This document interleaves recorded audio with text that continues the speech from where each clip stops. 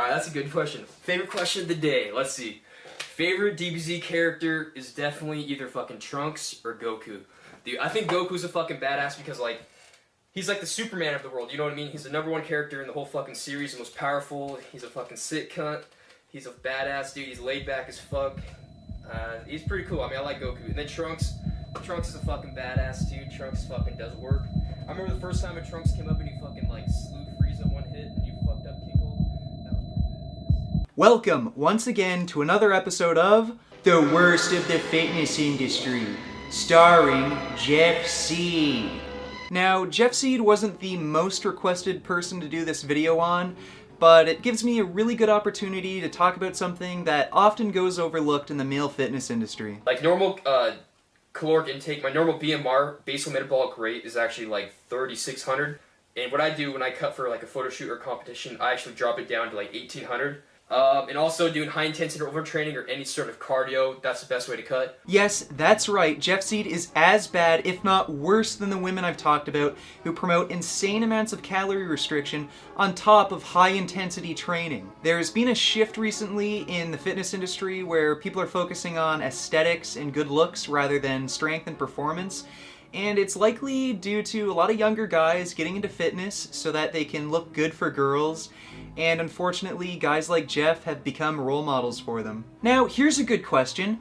How the fuck do you eat 1,800 calories a day on top of doing weight training and high intensity interval training on an almost daily basis without losing your fucking mind, fucking up your hormone balance, and just becoming impotent? Drugs.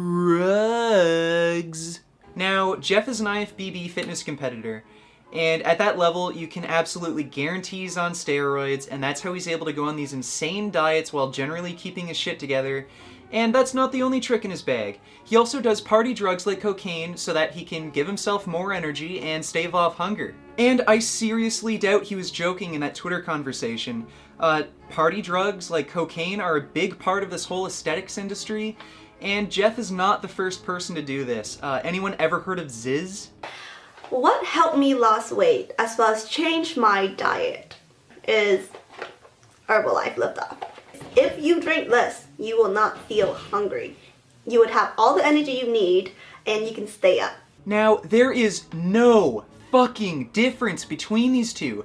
Jeff is taking drugs so that he can starve himself just like these girls with fucking eating disorders are doing. And it's not just Jeff. Literally every single fucking bodybuilder and fitness model has to do this to some extent to get in that kind of shape. But despite all that, Jeff is still fucking promoting this diet and lifestyle to younger guys who look up to him.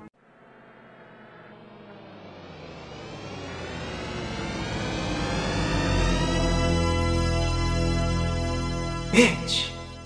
And where does Jeff get all this money to pay for his steroids and cocaine?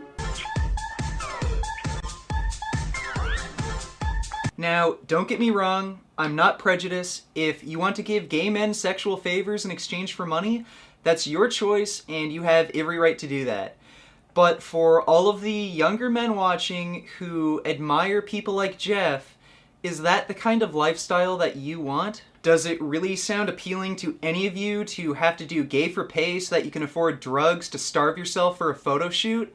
That's the reality of the fucking fitness and aesthetics industry. A lot of big name bodybuilders and fitness models have done it. Kai Green has done it. As you just saw there, Matt Ogus used to do it.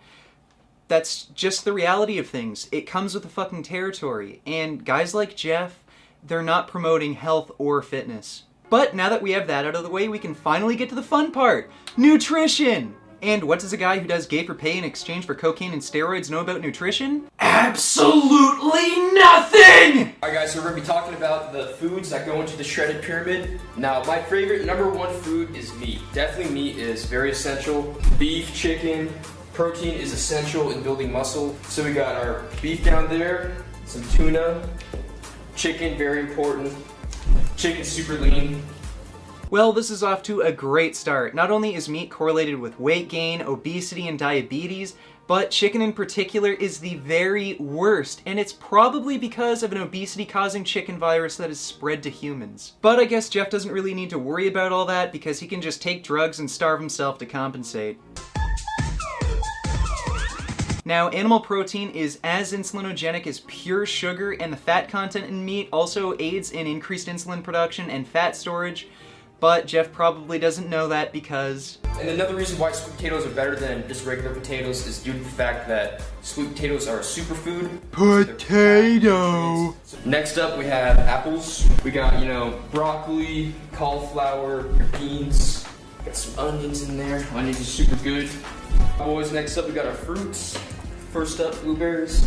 And then lastly we have some bananas. Now, a lot of you people have been telling me to go easier on these worst of the fitness industry people, and you know what, I'll give credit where credit's due. Jeff did mention a lot of really good healthy plant foods that help to reduce inflammation and aid in weight loss and improve insulin sensitivity, but where are you inserting those bananas, Jeff? And now things are about to get really stupid. So at the top of our pyramid we have our dairy products. I mean, dairy's packed in protein, but is natural for you. Dairy is meant for like another species. We're the only species that consumes another animal's milk, so it's not very good for you. Alright guys, top of the pyramid we have regular potatoes. Put that boy right up there, away from all the good stuff. Now I think we can all agree that Jeff's diet advice doesn't make much sense. So, despite Jeff himself claiming that milk shouldn't even be consumed by humans, he still put it lower on the food pyramid than white potatoes, which have potassium, fiber, iodine, and B vitamins. Is that cocaine on that shelf? So, that's all I really have to say about Jeff. He's not really promoting health and fitness at all. He's just trying to make money for himself any way he can. But before you all go to bed, why not try out his bedtime shake? All you need is some egg whites, some protein powder, some blueberries, milk, and a naked man. Beef. What a relief. When will this poisonous product cease? This is another public service announcement. You can believe it or you can doubt it. Let us begin.